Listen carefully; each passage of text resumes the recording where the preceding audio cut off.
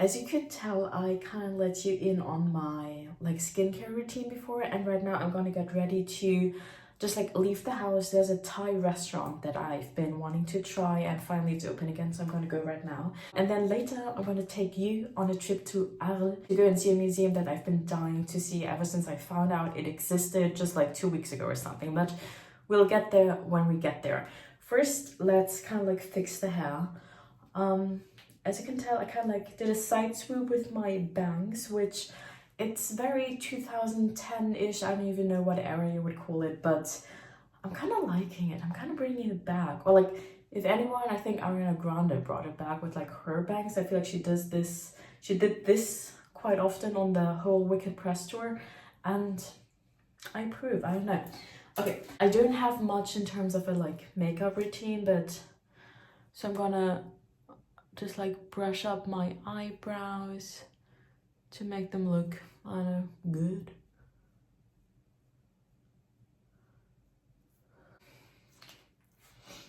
Then what I like to do is take like some highlighter. This is actually, I think, an eyeshadow, and kind of like put it here in the inner corners of my eye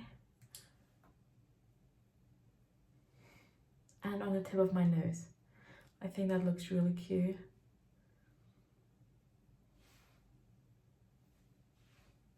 I kind of have to fix these bangs up because I don't use hairspray. I don't really know how to make them stay in place, but it's okay. Other than that, I like recently got one of the new Vogue lip liners. I got it in the shade Flex, and the tinted Road lip tint peptide whatever in espresso, and that's been making for like a really nice lip combination.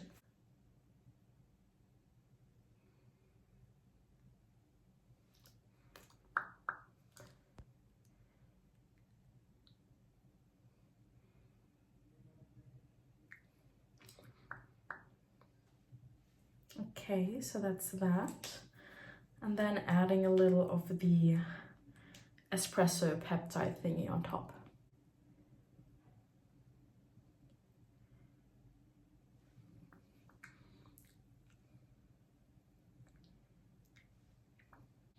And yeah, it makes for this kind of like darkish brownish look that I personally really like. So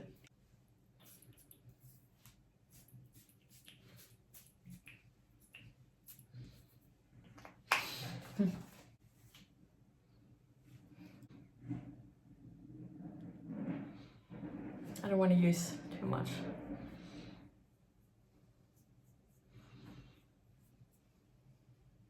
Usually I also like to dab this on my lips, but because I just already put on the like glossy part, I can't add this anymore, I forgot. But yeah, so I also like to use the like, what is this? It's also a Vogue product, the Pocket Blush in Teddy, I think. I can't really say. I can't really tell the name of the shade. Oh yeah, Toasted Teddy, it is.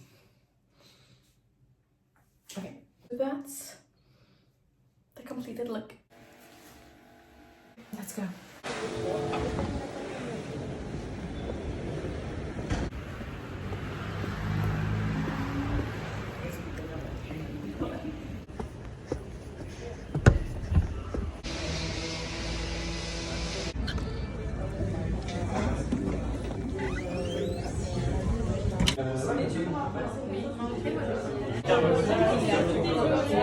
Okay guys, I'm ready to hit the road now. As you can see in the background, this is everything that I'm bringing. I'm literally going for 24 hours, so I will be back in a day. I'm catching an afternoon train, and then tomorrow I will be catching another afternoon train to come back here to Paris. This is just like my little everyday bag, and then I have my overnight things in this bigger one. So let's go to Arles.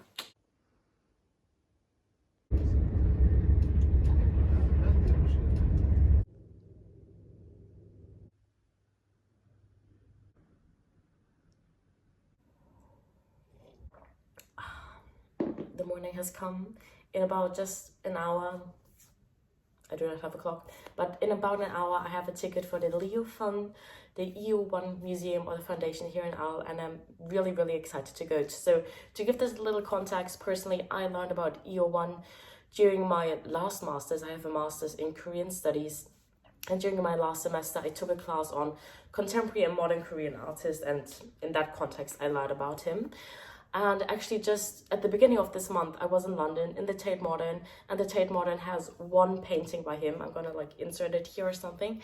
And I was standing in front of that painting for quite a while because I don't know, I was quite mesmerized by it, and it was a very special moment of seeing something that you've only talked about, you know, in an academic setting, and only seen like digital, like copies, prints, whatever, of in the flesh. So that was really special. So I really enjoyed seeing that one single painting in the Tate Modern. And then in the shop of the Tate Modern, I was able to find like this kind of like anthology or like catalog, exhibition catalog on EO1. And in the acknowledgement of that catalog, I saw the like editors thank the EO1 Foundation in Arles. And I was like, hold up, what do you mean the EO1 Foundation in Arles, of all places?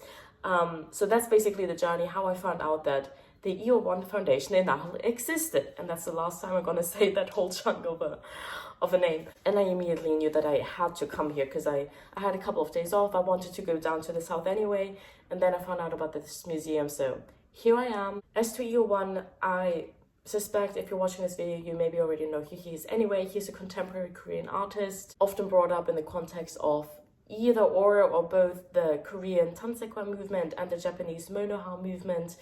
I don't want to go into details here into how these things are similar or different because I'm not the authority to speak on that, and also I don't think that's the kind of video you would necessarily want to learn about that kind of stuff anyway.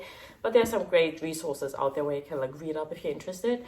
But basically, Tansekwa, Monoha are like painting styles that instead of focusing on depicting like a specific object or subject and focusing on color, this painting style takes into consideration the spatial aspects and the meditative aspects of painting. Usually it is that they are monochromatic. They usually only work with like one color or shades of one color, and try to find like peace and calmness in the repetition of a single specific stroke. I don't know if I'm explaining this well, but you will see a bunch of examples in just a few minutes, and I'm really excited. But first, let's get out of this place. I have to leave in a couple of minutes and get something to eat, some breakfast, and then here we go. Also, I have the voice of death right now, I know, because I just woke up, and also I'm slightly sick, so my voice is doing a fine little thing anyway.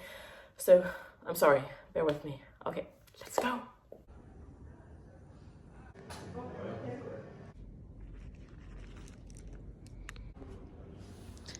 Found it.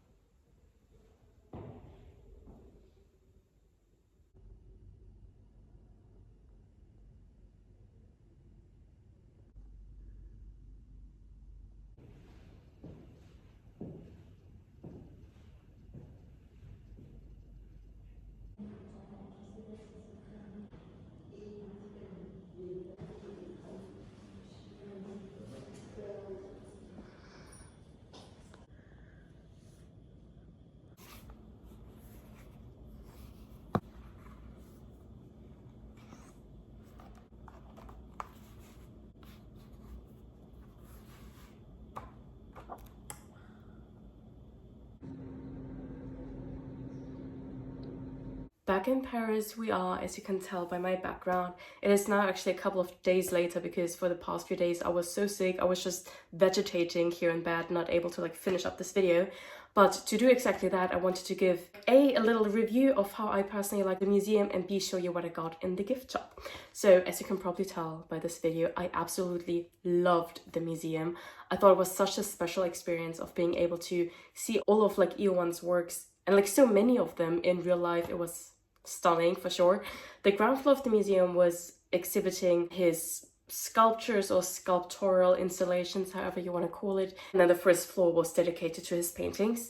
And especially the first floor was just like knocked me completely out. I loved it. And I basically had the entire place to myself as well, which made it extra special. And in addition to like these 2 floors, they also had like this separate little section that was almost like a little cafe that had a lot of books and magazines on Ufan's work that you could just like browse through. It was very special. I really, really loved it and can only recommend everybody to go there. And now, as to the little goodies I got at the gift shop. First of all, I got this little tote bag, even though tote bags, that's like objectively one of the things that none of us needs even more of, but I mean, how couldn't I get this one? It's obviously inspired or whatever by the very first painting that welcomed you into the painting exhibition on the first floor. And yeah, I really liked it. And I dare say this should fit a bottle of wine just about perfectly. So there we go. Then I got this little postcard of one of the From Line series, and this is not really something I bought, but something you got automatically because this is the ticket you got. And actually I had gotten like an online reservation and I just showed her that, but when I saw how cute the physical tickets were, I asked her if I could have one, and I'm going to use this as a bookmark. And then last but oh boy, certainly not least, I couldn't resist and got actually this poster printing of This Is My Favorite Ufan work in the entire museum, this From Line painting. And yeah, I got a print of it to liven up my space here a little. I don't quite know where I want to put it yet. I flattened it out for the last couple of days, but now I can finally hang it up. It might be nice to be able to see one of my favorite paintings all day long.